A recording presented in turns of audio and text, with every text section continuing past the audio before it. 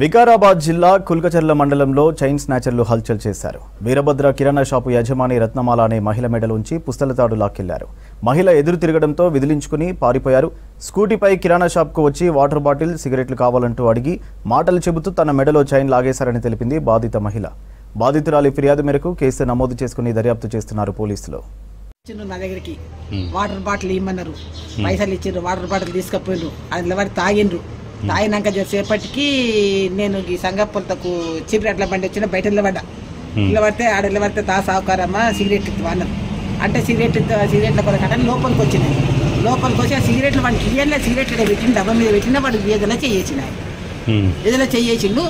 ఇట్లా చెయ్యేసి గిట్లు పట్టేసాడు. వాడు ఏదైనా చెయ్యేసిండు. చెయ్యేసి తాడు పట్టుకుండు పిల్ల. అయితే నేను ముంగల 2 చెట్ల బిరుగా పట్టుకున్నాను. 2 చెట్ల బిరుగా పట్టుకున్నాను. అయితే తెగి ఇట్లా కొంగు పిరుగున్నానికి ఇక్కడ వచ్చింది. ఇక్కడనే వచ్చింది. ఇక్కడ దిగి ఇక్కడికి వచ్చి మన దొరకలేదు.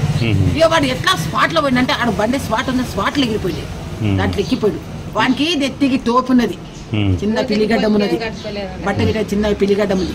ఆడ నిలబడడం తెల్ల బట్టలు వేసుకున్నాడు. పైన తెల్లనిది, చెడు తెల్లనిది. వీనికి తెల్ల గంగుంది కానీ పైన అబ్జర్వ్ చేయలేదు.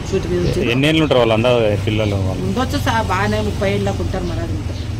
ఓడం పక్కకుండా ఓడం జర లాంగ్ చూడు. నాకు నోరు లేపుతలేదు సార్, నువ్వు అంటావు కానీ నోరు లేపుతలేదు. బిర్ర నాకు నోరు బిర్ర పట్టుకున్నా. నాకు నోరు లేసలేదు. వాళ్ళని చూడ వాడు నోరు లేస్తలేదు. బిర్ర పట్టుకున్నది.